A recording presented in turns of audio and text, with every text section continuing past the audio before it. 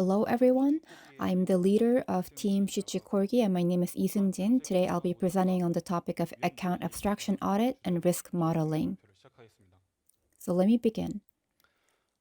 I'll present in the following order. First, I'll start with a brief overview of our project. Next, I'll explain the most important concept of our project, account abstraction, and introduce the PAYMASTER, where we performed audits and risk modeling.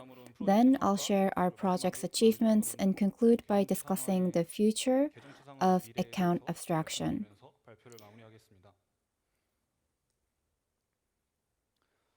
Our team conducted audits and risk modeling for PAYMASTER. PAYMASTER is one of the most critical entities in account abstraction, responsible for managing funds or covering gas fees for the users. Our team aims to enhance the security of PAYMASTER and thereby contribute to the account abstraction ecosystem, and also contribute in the improvement of the UX and security of the Web3, and ultimately support the development of the Web3 ecosystem. Next is a slide that shows our project achievements in numbers. Starting at the top, we discovered and reported 2 vulnerabilities in the account abstraction standard, as well as reporting them, which were recognized by the Ethereum Foundation. Second, while auditing the Bioeconomy sponsorship PAYMASTER, we uncovered 5 new vulnerabilities. Also, during our risk modeling for PAYMASTERs, we compiled 140 existing vulnerabilities, and then wrote test codes for applicable ones and successfully applied these to 6 actual services. Also, through our risk modeling, we identified 25 of the most common vulnerabilities and created a security document for 4 types of current and future versions of PAYMASTERs. Now, let me explain the most important concept in our project, account abstraction. First, there are 2 types of Ethereum accounts, EOA and CA.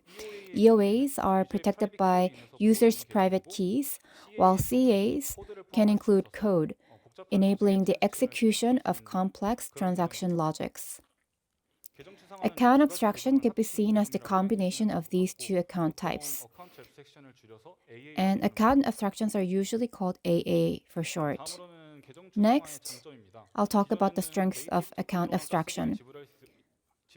Before, gas fees could only be paid using native tokens, but with account abstraction, it's possible to pay gas fees using non-native tokens. Also, for EOAs, if you lost your private key, there was a risk of permanently using your account. However, with account abstraction, you can use custom logic such as multi-sig, so even if you lose your private key, you can take various measures to prevent losing access to your account forever.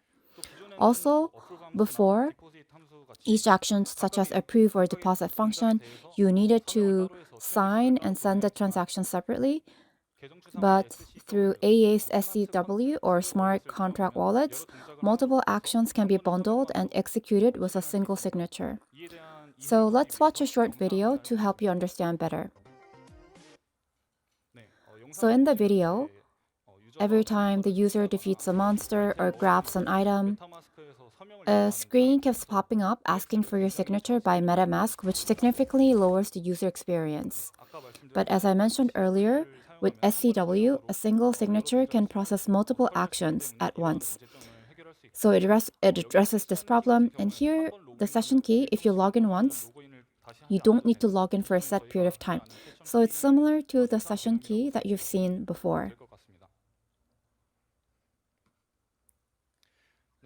So as mentioned earlier, AA can improve the user experience and enhance security, which are significant strengths. Recently, due to its less user-friendliness, Ethereum is losing ground to other chains like Solana. Therefore, the role of AA is very important and will become even more important going forward. Next, let's dive into PAYMASTER, where we conducted our risk modeling. Excuse us for the text in this slide, it's a bit imperfect. But so the first role of PAYMASTER is sponsoring gas fees. Such PAYMASTER is usually referred to as sponsorship PAYMASTER. Second, as mentioned before, it enables the users to pay using non-native tokens, hence the name Token PAYMASTER. Here is a simple flow of how transactions are executed under account abstraction. First, the user sends a structure called user_op to an entity called the bundler. The user_op structure contains information about the transaction, so think of it similar to a transaction. Next, the bundler collects user_ops from the user and sends them in a bundle to an entity called entry point. And the entry point executes the user_ops and interacts with the paymaster to obtain the gas fees for executing the transactions. At this stage, as mentioned earlier, the paymaster can either sponsor the gas fees for users or facilitate the payment of gas fees using non-native tokens. So then, if there's a vulnerability in a paymaster, what kind of threats can there be? First, since the paymaster is somewhat centralized, a malicious paymaster could potentially drain users' funds. Also, the paymaster verifies the user before moving on to the next action. But if the validation step is weak, one can bypass it and attempt a denial of service attacks on the paymaster. Furthermore, malicious users could drain the paymaster's funds and damage the paymaster's reputation. In AA, there is a reputation system, and it's similar to the credit rating system. If your credit rating falls, your financial activities will face limitations. Similarly, in the AA ecosystem, a damaged reputation can result in throttling, and if it gets worse, the entity can be banned, which makes it no longer usable. As such, security is critical for Paymaster, and there are various threats, but there is currently no standard for Paymaster. Another key entity is bundler. ERC 7562 is the operating standard for the bundler, but paymasters lack such standards, so there aren't any specific recommendations.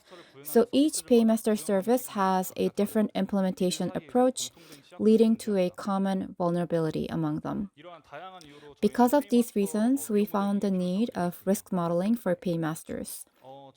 Our project outcome can be categorized into two parts. First is the real-world audit, and the second is the Paymaster docs. By conducting the real-world audit, we identified vulnerabilities in the standard implementation and in actual services like Biconomy, making us realize the necessity of risk modeling for Paymaster. And to make this risk modeling easy to understand for users, we decided to create the Paymaster docs. In the standard implementation of AA, we found two vulnerabilities, which we reported through a recent bug bounty program, and we received a reward of about 60 million Korean won. I cannot explain the details due to the rules of the bounty program, so we ask for your understanding. Second, we audited the Biconomy service. And as you see here, we identified a range of vulnerabilities from informational issues to critical flaws. By finding these vulnerabilities, we recognized the necessity of Paymaster risk modeling. To do so, we first listed up the threat vectors. And as we drafted the Paymaster audit report, we organized about 140 threat vectors. This is a pie chart of those vectors. The main ones are mismanagement of funds, incorrect validation logic, and inaccurate calculation logic, and some other ones include reuse of signature. Mismanagement of funds could lead to severe damages, such as complete draining of the user or paymaster funds, so it's very critical. Flawed validation logic or inaccurate calculation logic can lead to reputation damage and other vulnerabilities, so they are equally important as well. As such, we organized the existing audit reports on paymasters, and from the vulnerabilities we found from real-world cases, we compiled a list of the threat vectors. Based on the compiled vectors, we performed risk modeling and classified vulnerabilities into 8 main categories. First, the mismanagement of funds, flawed validation logic, and inaccurate calculation logic, since they're critical, were grouped separately. Also, regarding the structural errors, the current standard implementation of AA is version 0.7, but still many services use version 0.6. So the version referenced by Paymaster and the version used by the actual service can lead to structural errors. So this was categorized separately. As mentioned earlier, many services still use 0.6 version, so there are vulnerabilities specific to those services, so that's another category. Reputation, which is similar to credit ratings, is not apparent on the surface, but it can also lead to a banned status, so that's another important category. Also, we audited by economy sponsorship paymaster, and sponsorship paymaster is very significant, so we identified vulnerabilities unique to that separately. Lastly, EIP 7702 will be included in next year's Pectra upgrade, and it proposed a new transaction type related to account abstraction. This can prompt changes, and such changes pose new vulnerabilities to paymasters, so they were organized separately as well. As such, from version 0.6 to current and future versions were considered when we conducted the risk modeling for Paymaster. Now we'd like to introduce two key vulnerabilities from our findings.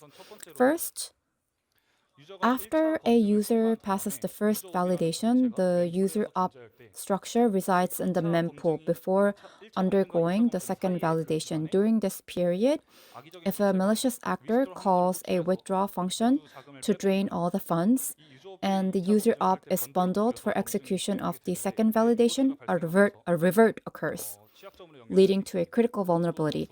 Secondly, this is also a similar vulnerability. The user, after passing the first validation, withdraws all the deposited funds using the withdraw function.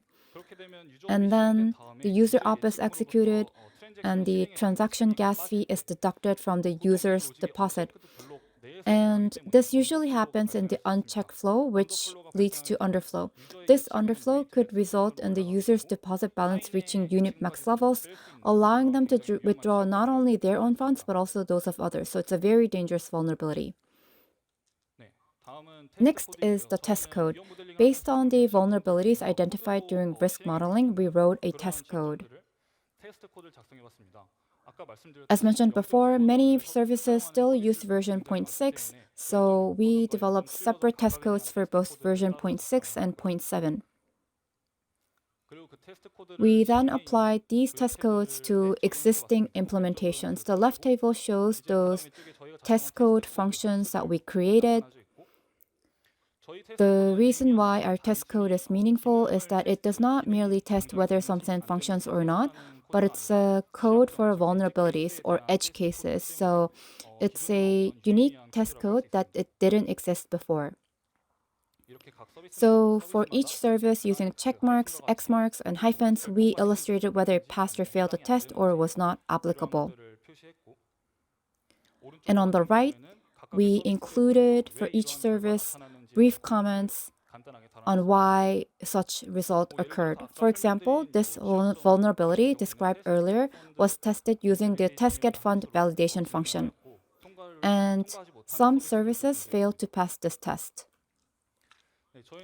Based on the three aspects mentioned earlier, we created the Paymaster docs, and it's structured as follows.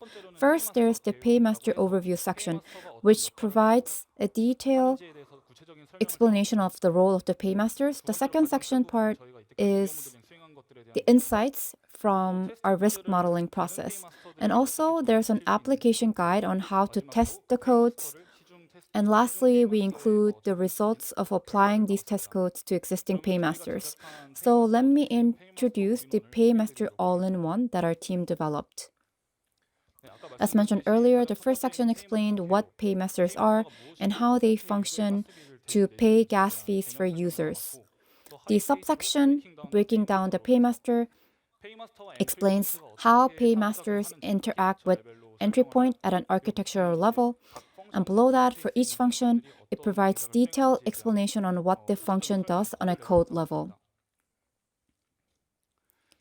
Also, since there are different types of paymasters, such as token paymaster and sponsorship paymasters, our document includes the architecture of the main ones and also explain the key functions, the meaning of its variables, and the return value in detail.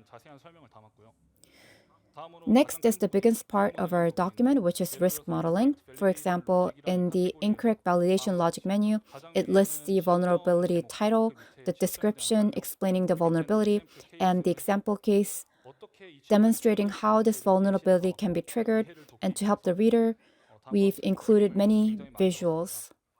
And at the very bottom, there's the mitigation part, which explains how to address and resolve the vulnerability.